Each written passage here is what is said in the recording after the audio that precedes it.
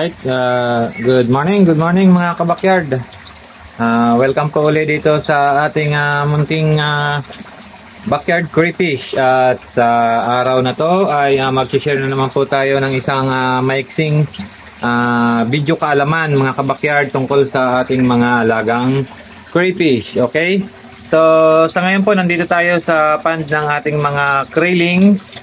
Ayan. Makikita nyo po, ayan po yung artificial grass, which is pinaliwanag ko na rin po yan dun sa huli ko pong ginawang video kung bakit po yan ang ginagamit ko sa aking mga kraylings.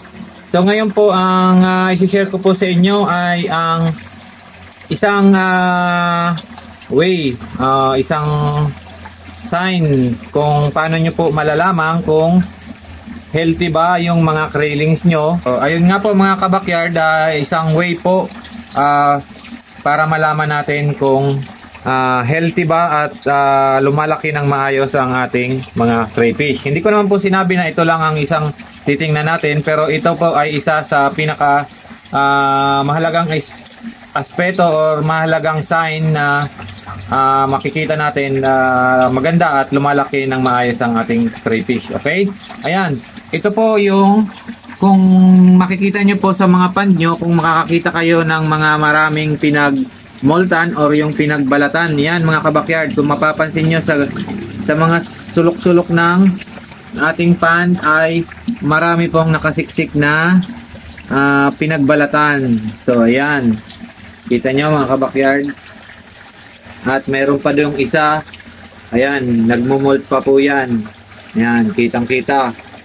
Huling-huli sa camera. Huli pero hindi kulong. Ayan.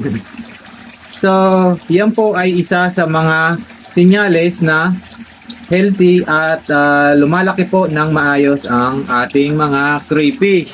Ayun, meron pa po doon sa ibang part. So, hindi po natin gagalawin muna yan kasi may istorbo po yung ibang nagmomolt dyan. So, ayan, papakita lang po natin. So, bakit nga ba pag may pinagmoltan is healthy? Ibig sabihin po kasi pag nagmamolt sila, ayun no, ayun nakikita niyo yun ba sa backyard, iniwan na niya yung balat niya. Ayan, so hindi natin yan pwedeng galawin dahil may stress po yan, sobrang malambot po yan. Okay, ayan po, balik tayo dun sa tanong kung bakit natin masasabing healthy ang ating mga crayfish kung marami kang makikitang pinagbalatan.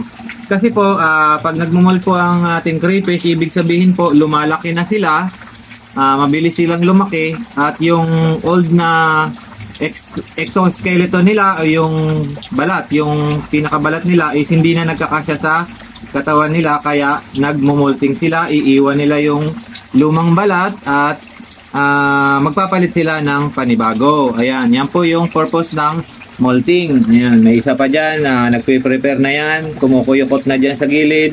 So maya maya nyan magmamolting na rin yan. Ayan, mapapansin nyo mga kabakyard, umaangat na yung likuran ng bandang ulo nya. Siguradong mamaya nyan alis na yan. So ito po, nandyan yan yung mga successful. Okay, so the more po na makakakita kayo ng mga pinagbalatan is wag po kayong mag-aalala, wag especially dun po sa mga hindi pa sanay or hindi mga newly or yung mga beginner, wag po kayong mag-aalala na may namamatay sa crayfish nyo. Yan po ay balat lang, hindi po yan namamatay. Okay?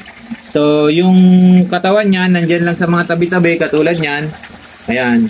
Nagpapahinga lang yan hanggang sa tumigas yung bago nilang mga exoskeleton po, okay? Or yung kanilang katawan. Alright mga kabakyard.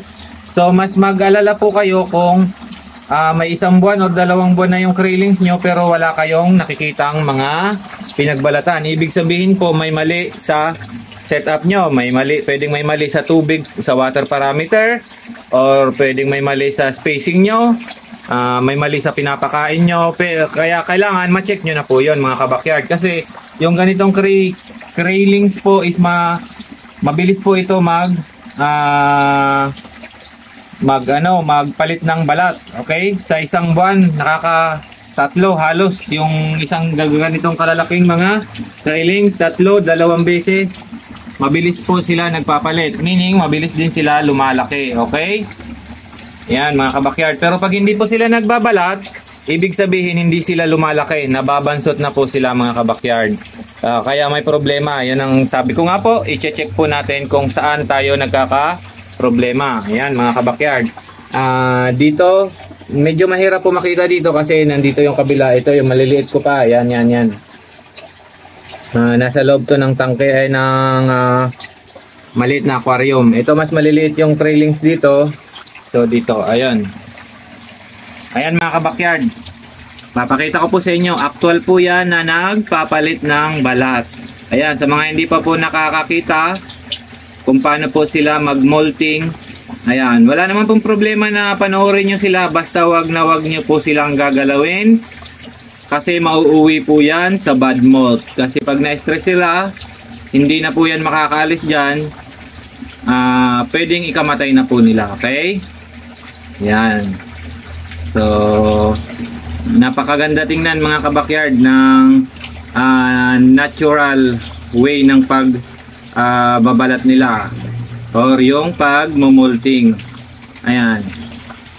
Isa pa po yan kung bakit yung recommended ko yung ganitong mga grass, artificial grass kasi mabilis po nilang sinasabitan. Ayan, kung mapapansin nyo, since may mga medyo matitigas yung dahon yan, isinasabit lang nila yung mga balat nila at mabilis sila nakakaalis dyan. Kumbaga nakakatulong na po yan sa pagmamolting nila. Kasi once na bumara na dyan sa mga dahon yung old skeleton, exoskeleton nila is mabilis nilang mahahatak ang kanilang sarili. Unlike po sa open, halimbawa nandito sila nagmolt, madulas po yung trapal na yan.